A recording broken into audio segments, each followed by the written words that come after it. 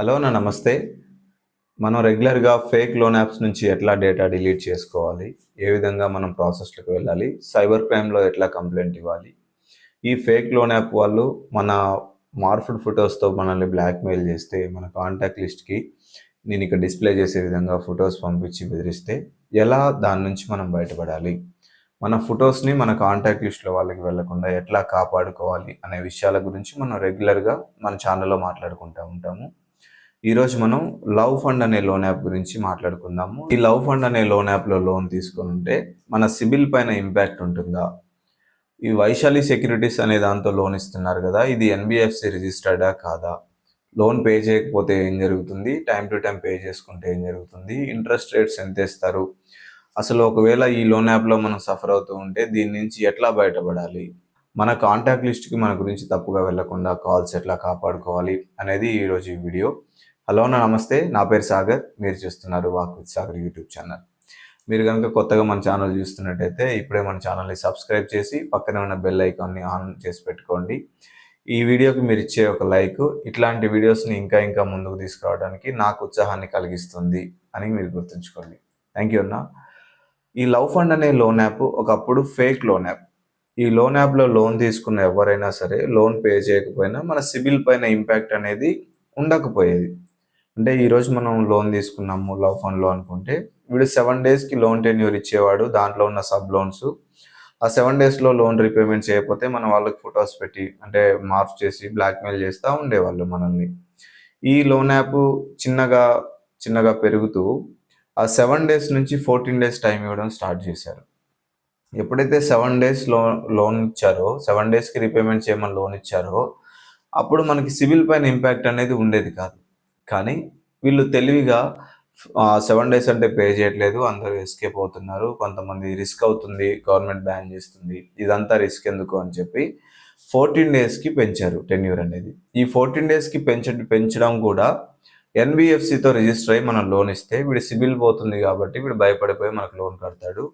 మనం ఎట్లాగో బ్లాక్‌మెయిల్ చేసేది కంటిన్యూ చేయొచ్చు అని వాళ్ళు అనుకోని వైశాలి సెక్యూరిటీస్‌తో టై అప్ అయ్యారు. ఈ వైశాలి సెక్యూరిటీస్ అనేది ఎన్‌బీఎఫ్‌సి రిజిస్టర్డ్. దాని ద్వారా వీళ్ళు మనకి లోన్ అనేది క్రెడిట్ చేస్తున్నారు. క్రెడిట్ చేసి 14 డేస్‌కి కాల్ చేయటము లేదా 15 డేస్‌కి కాల్ చేసి లోన్ రీపేమెంట్ చేయండి అని మనకి కాల్స్ చేయటము, మెయిల్స్ చేయటము, కొన్ని సందర్భాల్లో థర్డ్ పార్టీ సర్వీస్‌కి మన డేటా ఇస్తాము అని బ్లాక్‌మెయిల్ చేయటము, మన వాళ్ళకి కాల్ చేయటము ఇదంతా జరుగుతూ ఉంటుంది ఈ లోన్ యాప్‌లో. మనకున్న మేజర్ డౌట్ సిబిల్ పోతుందా పే చేయకపోతే? ఖచ్చితంగా సిబిల్ పోతుంది. ఎవరైతే లోన్ రీపేమెంట్ చేయకుండా ఉంటారో వాళ్ళ సిబిల్ అనేది ఇంపాక్ట్ అవుతుంది. ఇక్కడ నా ఉద్దేశం లోన్ రీపేమెంట్ చేయండి అని గానీ, చేయొద్దు అని గానీ కాదు. దాని గురించి వివరంగా మీకు ఎక్స్‌ప్లెయిన్ చేయటం. సెకండ్ పాయింట్ లోన్ రీపేమెంట్ చేయకుండా ఉంటే మన పైన ఏమైనా లీగల్ యాక్షన్ ఉంటుందా అంటే ఎన్‌బీఎఫ్‌సి రిజిస్టర్డ్ కాబట్టి మన సిబిల్ పైన ఇంపాక్ట్ ఉంటుంది. ప్లస్ భవిష్యత్తులో ఎప్పుడైనా ఈరోజు ఉంటుందని కాదు, రేపు ఖచ్చితంగా ఉంటుందని కాదు, ఉండే అవకాశం అయితే ఉంది లీగల్‌గా. అదొకటి చూసుకోండి. లేదు మన వాళ్ళకి ఫోటోస్ పెడతారా వీళ్ళు అంటే ఒక స్టేజ్‌లో పెట్టరు.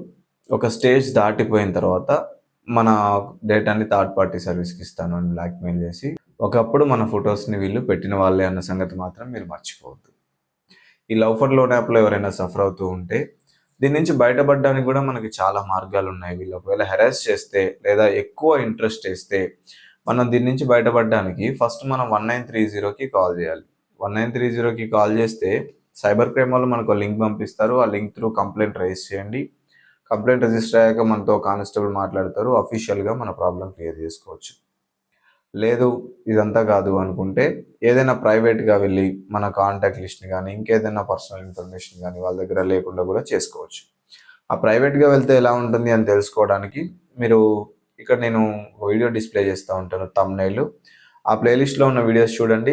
వీడియోస్ చూస్తే మన డేటాని వాళ్ళ దగ్గర నుంచి ఎట్లా క్లియర్ చేసుకోవాలి అనేది మీకు అర్థమైపోతుంది. కాకపోతే అది మెంబర్‌షిప్ వీడియో అని గుర్తుంచుకోండి. ఎవరైనా నిజంగా అవసరం ఉన్న వాళ్ళు, ఈ ఇబ్బందితో సఫర్ అవుతున్న వాళ్ళే ఇందులో జాయిన్ అవ్వండి. 4 సంవత్సరాలుగా ఎంతో మందిని ఈ ఫేక్ లోన్ యాప్స్ నుంచి డేటా బ్లాక్ చేపించిన అనుభవం మనకుంది. ఎవరు కూడా ఫేక్ లోన్ యాప్ వాడు మనల్ని ఇబ్బంది పెడుతున్నాడు కదా అని భయపడొద్దు. దాని నుంచి బయటపడడానికి మనకు చాలా మార్గాలున్నాయి.